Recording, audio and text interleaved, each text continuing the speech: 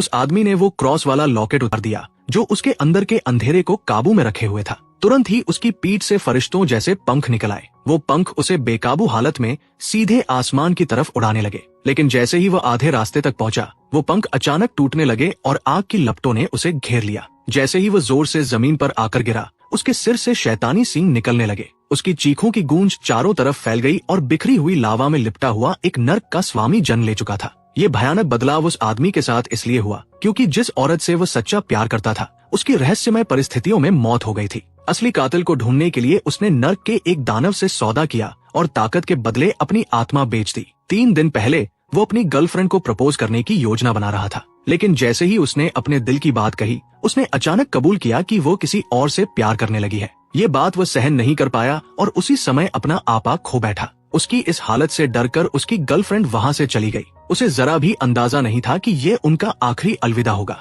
अगले दिन उसे खबर मिली कि उसकी गर्लफ्रेंड का कत्ल हो गया है। क्योंकि पिछली रात रेस्टोरेंट में दोनों के बीच जोरदार बहस हुई थी, इसलिए शक सीधे उसी पर गया। आने वाले दिनों में पड़ोसी, मीडिया और यहाँ तक कि उसके अपने माता पिता भी उसे ही कातिल मानने लगे। टूटा हुआ और परेशान वो चुपचाप रात में अपनी गर्लफ्रेंड की श्रद्धांजलि सभा में गया। उसने सोचा कि शायद वहाँ उसे थोड़ी शांति मिलेगी, लेकिन जब उसने उसके पिता का भावुक भाषण सुना तो उसका दिल और ज्यादा टूट गया। सबके जाने के बाद गुस्से में उसने वहाँ रखी मूर्ति को लात मार दी और उसके आसपास की हर चीज तोड़ दी। उसे नहीं पता था कि उसने अनजाने में नर्क की एक खतरनाक शक्ति को जगा दिया है। अगली सुबह जब वो उठा तो उसने देखा कि उसके सिर पर सींग उग आए हैं। अजीब बात ये थी कि आसपास के लोग उन्हें देखकर बिल्कुल हैरान नहीं हो रहे थे, और उससे भी अजीब बात ये थी कि जब भी कोई उसके पास आता, वो बिना चाहे सच बोलने लगता। अगर वह किसी को छू लेता तो वो उसके दिमाग में चल रहे विचार भी देख सकता था। लेकिन उस समय उस आदमी की बस एक ही इच्छा थी कि कोई डॉक्टर जल्दी से उसके सिर से ये सींग काट दे। उसे अभी तक ये एहसास नहीं हुआ था कि यही शक्तियाँ उसे उसकी गर्लफ्रेंड के कातिल तक पहुंचा सकती है।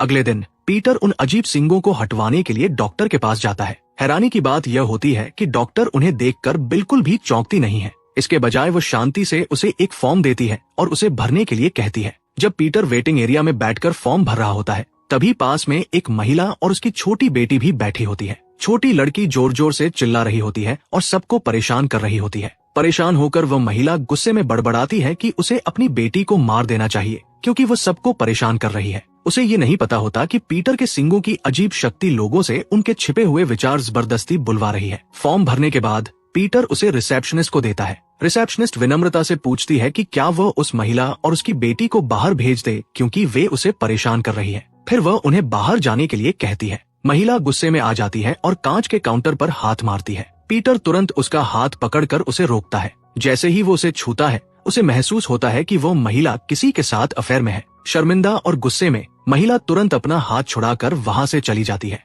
जाते जाते छोटी लड़की गुस्से में कहती है कि वो अपनी माँ से नफरत करती है और चाहती है कि वो उसे बिस्तर में ही जला दे। थोड़ी देर बाद पीटर डॉक्टर से मिलता है। बाकी लोगों की तरह डॉक्टर भी उन सींगों को लेकर ज्यादा चिंतित नहीं दिखती, जैसे कि ये सब बिल्कुल सामान्य हो। पीटर जोर देकर कहता है कि वह उन्हें तुरंत हटवाना चाहता है। डॉक्टर प्रक्रिया शुरू करती है और उसे बेहोशी की दवा देती है, जिससे वो बेहोश हो जाता है। बेहोशी की हालत में पीटर को याद आता है कि उसने पहली बार मेरिन से चर्च में मुलाकात की थी और कैसे उनकी दोस्ती धीरे धीरे एक गहरे रिश्ते में बदल गई। लेकिन जब वो होश में आता है तो उसे पता चलता है कि कुछ भी नहीं बदला है। सिंह अभी भी वही है। डॉक्टर भी वहाँ नहीं होती, शायद किसी और काम में व्यस्त होती है। पीटर परेशान हो जाता है, ये सोचकर कि उसकी जिंदगी में जो भी अजीब घटनाएं हो रही हैं, उनका संबंध इन सिंगों से है। बाद में वो अपने दोस्त ली से मिलने जाता है। बातचीत के दौरान उसे एक चौंकाने वाली बात पता चलती है। ली उन सिंगों को देख ही नहीं सकता। इससे पीटर सोच में पड़ जाता है कि शायद ये सींग केवल कुछ खास लोगों को ही दिखाई देते हैं। वो सोचने लगता है कि शायद ये सिर्फ उन्हीं लोगों को दिखते हैं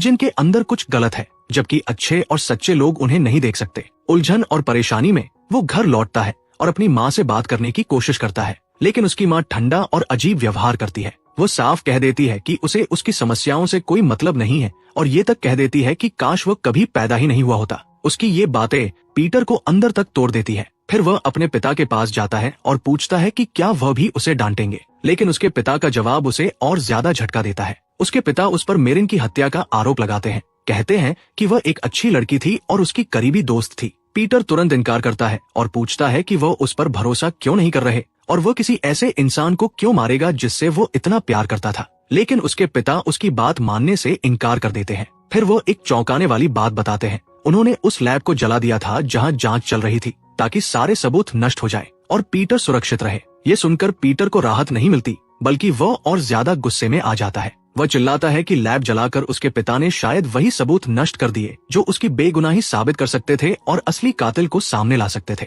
गुस्से में वह घर से बाहर निकल जाता है और अपने दोस्त ली को फोन करके सब कुछ बताता है। सड़कों पर चलते हुए उसे अचानक कई प्रेस रिपोर्टर उसके पीछे आते दिखते हैं, जो उससे इस हत्या के मामले पर बयान लेना चाहते हैं। उनसे बचने के लिए वो एक क्लब में घुस जाता है जहां उसका एक दोस्त पहले वेट्रेस के रूप में काम करता था। क्लब के अंदर फिर कुछ अजीब होता है। मालिक अचानक कह देता है कि वह चाहता है कि क्लब कभी जल जाए ताकि वह इंश्योरेंस का पैसा ले सके, जैसा पहले हो चुका था। सिंह लोगों से उनके छिपे हुए विचार कहलवा रहे थे। इसका फायदा उठाते हुए पीटर वहां मौजूद सभी लोगों से पूछता है कि क्या किसी को मेरिन की हत्या के बारे में कुछ पता है। एक आदमी बताता है कि उसका कजिन पुलिस विभाग में काम करता है और उसने इस केस में एक नए गवाह के बारे में सुना है। उसके मुताबिक वो गवाह एक वेट्रेस है जिसने उस रात पीटर और मेरिन को ड्रिंक सर्व किए थे। उसने दावा किया था कि पीटर उस रात मेरिन को वहां से खींच कर ले गया था। ये सुनकर पीटर को समझ आ जाता है कि उसके खिलाफ झूठा बयान किसने दिया है, और अजीब तरह से ये जानकर उसे थोड़ा सुकून मिलता है, क्योंकि अब उसे पता है कि आरोप की जड़ क्या है। बाद में जब वह अपनी कार के पास लौटता है तो वो अंगूठी निकालता है जो वह मेरिन को देने वाला था। उसे देखकर उस रात की दर्दनाक यादें वापस आ जाती है। जिस रात मेरिन मरी थी उस रात वो उसे प्रपोज करने वाला था। उसने अपने दोस्त ली और अपने भाई को भी चुपचाप वहां बुलाया था ताकि वे इस पल के गवाह बन सके। उस रात वे सब एक जगह मिले थे जहां एक वेट्रेस उन्हें ड्रिंक सर्व कर रही थी। लेकिन इससे पहले कि पीटर कुछ कह पाता, मेरिन ने अचानक कहा कि उन्हें ब्रेकअप कर लेना चाहिए, क्योंकि उसे नहीं लगता कि उनका रिश्ता आगे चल पाएगा। उसकी ये बात पीटर को पूरी तरह तोड़ देती है। वो उसे याद दिलाता है कि उन्होंने बचपन से वादा किया था कि एक दिन वे शादी करेंगे। दिल टूटने और गुस्से में वो वहां से चला जाता है। अगली सुबह जब वह अपनी कार के पास होता है, पुलिस वाले उसके पास आते हैं और उसे बताते हैं कि मेरिन की हत्या हो गई है। और उससे भी बुरी बात, अब वो इस केस का मुख्य संदिग्ध है। अपना नाम साफ करने के लिए पीटर बाद में उस वेट्रेस का सामना करता है जिसने बयान दिया था। दबाव में आकर वो आखिरकार सच बता देती है। उसने जो कहा था वह झूठ था, क्योंकि वो मीडिया से ध्यान और प्रसिद्धि चाहती थी। पीटर उससे कहता है कि उसका बयान अब बेकार है, क्योंकि और भी सबूत है जो साबित कर सकते हैं कि उसने उस रात मेरिन को वहां से नहीं खींचा था। जल्द ही पीटर अपने भाई से मिलता है, जो आखिरकार एक और चौंकाने वाला सच बताता है। वह मानता है कि हत्या वाली रात वही मेरिन को घर छोड़कर आया था। ये सुनकर पीटर पूरी तरह से अपना आपा खो देता है और अपने भाई को पीटना शुरू कर देता है। उससे पूछता है कि उसने पुलिस की पूछताछ के दौरान ये बात क्यों नहीं बताई। जैसे ही वह अपने भाई की बात सुनता है, पीटर उस रात क्या हुआ होगा ये जोड़ने लगता है। उसके भाई ने मेरिन को अपनी कार में बैठाया था, लेकिन उसे बिना जाने ड्रग्स दे दी गई थी। उसके अजीब व्यवहार के कारण मेरिन ने कार से उतरकर पास के जंगल में जाने का फैसला किया। इसके बाद पीटर का भाई कार में ही सो गया। जब वह बाद में जागा तो उसके कपड़ों पर खून लगा हुआ था और उसके पास एक बड़ा पत्थर पड़ा था जो खून से सना हुआ था। डरा हुआ और उलझन में उसने जंगल की तरफ देखा और वहां मेरिन की लाश पड़ी हुई थी। उस पल उसे अपनी आंखों पर विश्वास नहीं हुआ। मेरिन की लाश देखकर पीटर का भाई घबरा जाता है। हत्या का दोष अपने ऊपर आने के डर से वह जल्दी से खून से सना पत्थर और अपने कपड़े उठाकर पास की झील में फेंक देता है ताकि सबूत मिटा सके। ये सुनकर पीटर गुस्से से भर जाता है और अपने भाई पर मेरिन की हत्या का आरोप लगा देता है। उसी समय पुलिस वहां पहुंच जाती है और पीटर को गिरफ्तार कर लेती है। हालांकि अगले दिन उसका वफादार दोस्त ली उसे छुड़वा लेता है। ली से बात करते हुए पीटर एक अजीब चीज नोटिस करता है। ली ने गले में एक क्रॉस पहना हुआ है, वही क्रॉस जो मेरिन पहना करती थी। हैरान होकर पीटर उससे पूछता है कि उसे ये कहां से मिला। ली सामान्य तरीके से जवाब देता है कि मेरिन ने खुद उसे यह दिया था। उलझन और दर्द में पीटर पूछता है कि जब वो उसके साथ रिश्ते में थी तो उसने इतना निजी सामान उसे क्यों दिया। तभी ली एक चौंकाने वाला सच बताता है। वो कहता है कि वही वह आदमी है जिसके लिए मेरिन उसे छोड़ने वाली थी। ये सुनकर पीटर अंदर से पूरी तरह टूट जाता है। उसे महसूस होता है कि उसकी गर्लफ्रेंड और उसका सबसे अच्छा दोस्त दोनों ने उसे धोखा दिया है। गुस्से और जवाबों की तलाश में पीटर मेरिन के पिता के पास जाता है और पूछता है कि क्या मेरिन ने कभी किसी और आदमी का जिक्र किया था। लेकिन उसके पिता साफ इनकार कर देते हैं। वो कहते हैं कि मेरिन हमेशा सिर्फ पीटर के बारे में बात करती थी और उससे सच्चा प्यार करती थी। फिर भी पीटर को ही कातिल मानते हुए वो गुस्से में उसे वहां से जाने के लिए कहते हैं, वरना उसे गोली मार देंगे। दिल टूट चुका और उलझन में पीटर एक सुनसान जगह पर जाता है और अपने सिर से सींग निकालने की कोशिश करता है, लेकिन वे मजबूती से जमे होते हैं और निकलते ही नहीं। अचानक वो देखता है कि कई सांप धीरे धीरे उसकी तरफ रेंगते हुए आ रहे हैं। ये सांप अजीब तरह से उन सींगों की वजह से उसकी ओर आकर्षित हो रहे होते हैं। पहली बार पीटर को एक महत्वपूर्ण बात समझ आती है। ये सींग कोई श्राप नहीं है, बल्कि एक शक्ति है। इनके जरिए वो लोगों के छिपे हुए सच को महसूस कर सकता है और अपने आसपास की दुनिया को भी प्रभावित कर सकता है। अब इस अजीब शक्ति को अपनाते हुए पीटर उस वेट्रेस का सामना करने जाता है जिसने उसके खिलाफ झूठा बयान दिया था। जैसे ही वो उसके पास पहुंचता है, उसके आसपास के सांप अचानक उस पर हमला कर देते हैं और उसे बार बार डंक मारते हैं। पीटर बस वहां से चला जाता है, उसे उसके झूठ के परिणाम भुगतने के लिए छोड़कर। जल्द ही पुलिस उसका पीछा करने लगती है, लेकिन पीटर अपनी नई शक्तियों का इस्तेमाल करके बच निकलता है। फिर वह अपने भाई से मिलने जाता है। वहाँ उसे पता चलता है कि उसका भाई ड्रग्स का बुरी तरह आदी हो चुका है।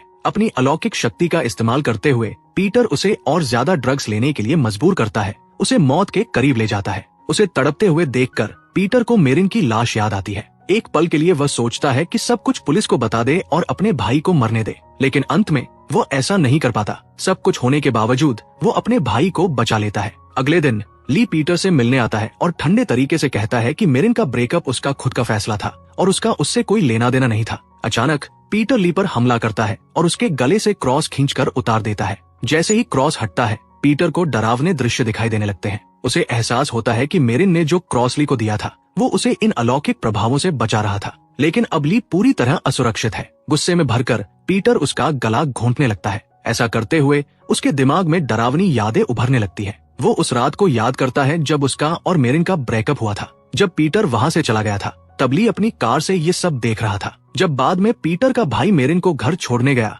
तो ली उनका पीछा कर रहा था। उसने देखा कि पीटर का भाई ड्रग्स की वजह से बेहोश हो गया था। मेरिन कार से उतरकर अकेली जंगल में चली गई। तभी ली उसके पास गया। मेरिन उसे देखकर हैरान हो गई और पूछने लगी कि वो वहाँ क्या कर रहा है। ली गुस्से में उसे याद दिलाता है कि उसने वादा किया था कि वो पीटर को छोड़कर उसके पास आएगी, लेकिन मेरिन ने कबूल किया कि उसने गलती की थी। सब कुछ होने के बावजूद वो अब भी पीटर से प्यार करती थी और उसे कभी छोड़ नहीं सकती थी। ये सुनकर ली गुस्से से पागल हो गया। उसने उस पर हमला कर दिया। मेरिन ने खुद को बचाने की कोशिश की और उसका हाथ भी काट लिया, लेकिन ली ने पास पड़ा पत्थर उठाकर उसके सिर पर वार कर दिया। उस वार से उसकी तुरंत मौत हो गई। इसके बाद ली ने चालाकी से खून से सना पत्थर पीटर के भाई के पास रख दिया ताकि उस पर शक जाए। ये डरावना सच सामने आने के बाद ली अचानक पीटर पर हमला करता है और उसकी कार पर पेट्रोल डालकर आग लगा देता है, लेकिन पीटर जलती हुई कार को सीधे पानी में ले जाकर खुद कूदकर बच निकलता है। जल्द ही खबर फैल जाती है कि पीटर की मौत हो गई। जब उसकी कार झील में डूब गई, उसकी लाश कभी नहीं मिलती,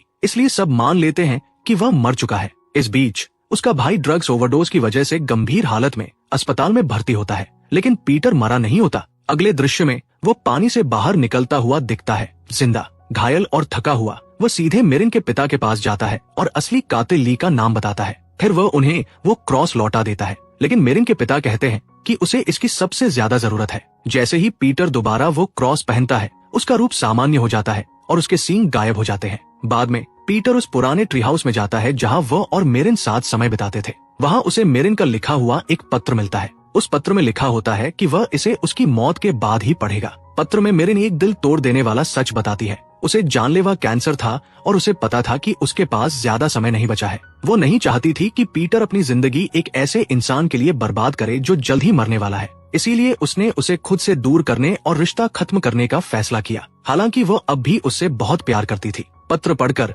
पीटर आखिरकार समझ जाता है कि उसने उसे छोड़ने की कोशिश क्यों की थी। न्याय पाने के इरादे से वो अपने भाई के पास जाता है और बताता है कि असली कातिल ली है। पीटर वादा करता है कि ली को किसी भी हाल में सजा मिलेगी। उसका भाई उसकी मदद करने की जिद करता है, क्योंकि ली अपनी कुछ याददाश्त खो चुका होता है। उसे उस रात की बातें याद नहीं होती। इसका फायदा उठाते हुए पीटर उसे उसी जंगल में ले जाता है जहाँ मेरिन की हत्या हुई थी। वहाँ वो उसका सामना करता है और कहता है कि उसे सच्चाई पता है कि ली ने ही मेरिन को मारा था। ली खुद को मासूम साबित करने की कोशिश करता है, लेकिन पीटर अब उसकी कोई बात मानने को तैयार नहीं होता। जल्द ही पुलिस और पीटर का भाई भी वहाँ पहुँच जाते हैं और एक हिंसक टकराव शुरू हो जाता है। इस दौरान पीटर के पैर में चोट लग जाती है और एक पुलिस अधिकारी गलती से मारा जाता है। इस संघर्ष में पीटर को एक पल के लिए क्रॉस उतारना पड़ता है। जैसे ही क्रॉस उतरता है, उसके सींग वापस आ जाते हैं और वह एक भयानक शैतान जैसे रूप में बदल जाता है। ली घबरा जाता है और उस पर गोली चलाता है, लेकिन गोलियों का उस पर कोई असर नहीं होता। पीटर जवाब में अपने सींग ली के पेट में घुसा देता है,